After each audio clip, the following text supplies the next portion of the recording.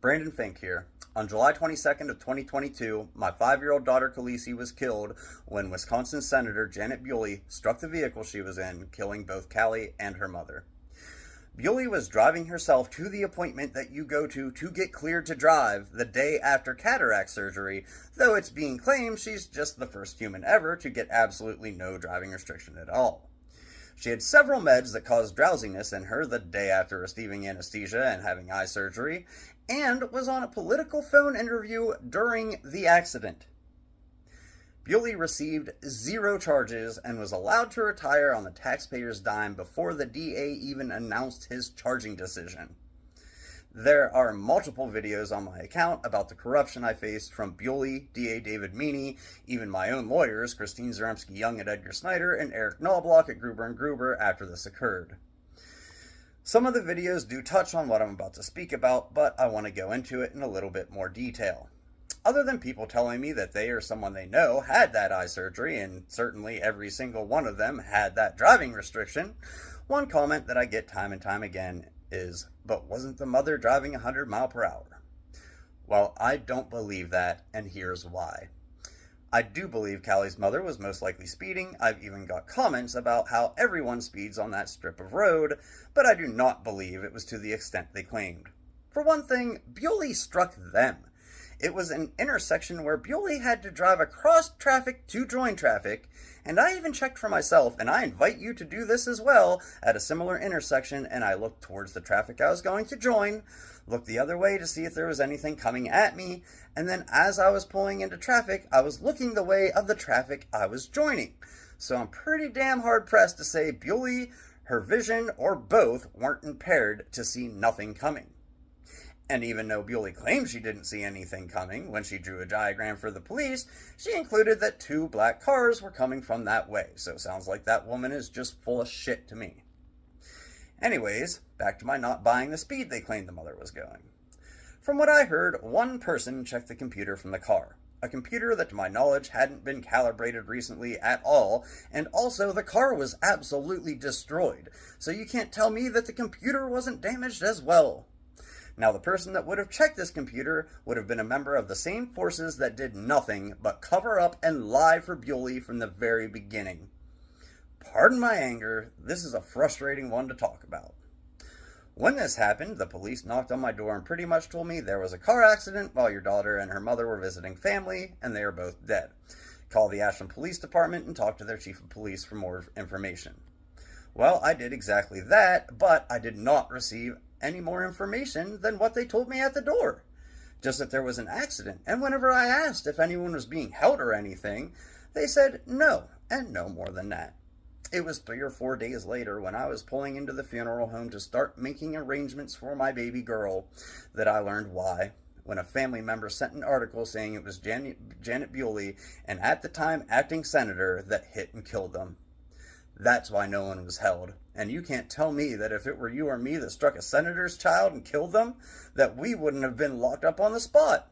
But no. Instead, the Ashland chief of police straight hid that a senator was even involved from me. Next bit of corruption. Guess what? Of course, the police just weren't wearing or didn't have their body cams turned on when they went to the accident. Ain't that some bullshit? Especially when I heard several times that business owners and civilians at the scene were disgusted by the way Bewley got out of her car and instantly started trying to cover up the situation, downplaying that it was just a little accident and there was nothing to see here directly after killing my daughter, an American girl that people like her are supposed to be in power to serve and protect. Yet she didn't bat an eye, just instantly started worrying about clearing her name. Never did she even reach out to me or my family to say sorry. The police never released any witness statements that said anything negative about Bewley, which must have been damn near everyone that saw the accident, because all that ever came out were statements from Bewley, another driver, and police and EMTs that were at the scene. So you're just claiming that absolutely no one at this busy and business-filled intersection saw a thing? Bullshit. They did, and they were sickened by Bewley, so none of those statements were either taken or ever saw the light of day. So far, the people claiming the mother was speeding have hid Bewley's involvement, I believe lied about their body cams, and hid any witness statements that didn't serve their narrative. Well, there's still more. After this accident, I couldn't get any information from anyone, and absolutely no information was supposed to be made public until the DA made his charging decision. Well, soon as, and we're talking a day or two, as soon as it came out that I was going to push a civil suit against Bewley, there was a leak from the police department saying that Callie's mother was speeding. Just enough information for them to make their narrative and try and get Bewley off the hook, and they did just that. I was told if I told anyone anything that I already knew, that I would be in deep shit. Yet guess what? After this police department leaked this information, the leak was not looked into at all and no one got in trouble for it because, let's be honest, it was very clearly coordinated.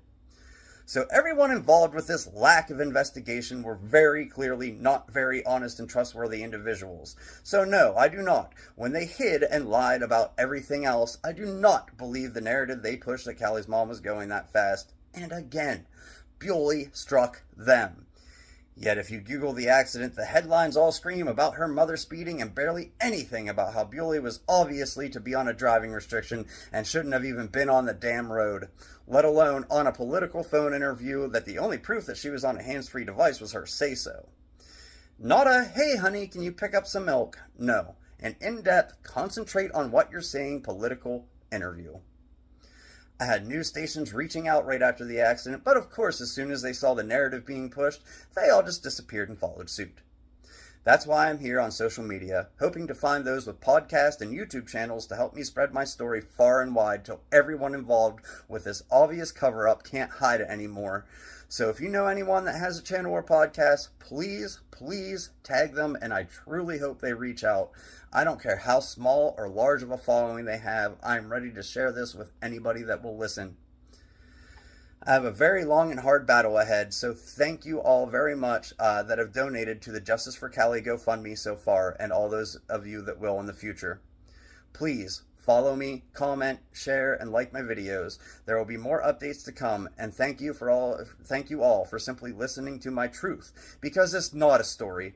This is very much my life, one that I can't run and hide from like all those involved with this. So please help me expose all these corrupt assholes. And thank you again.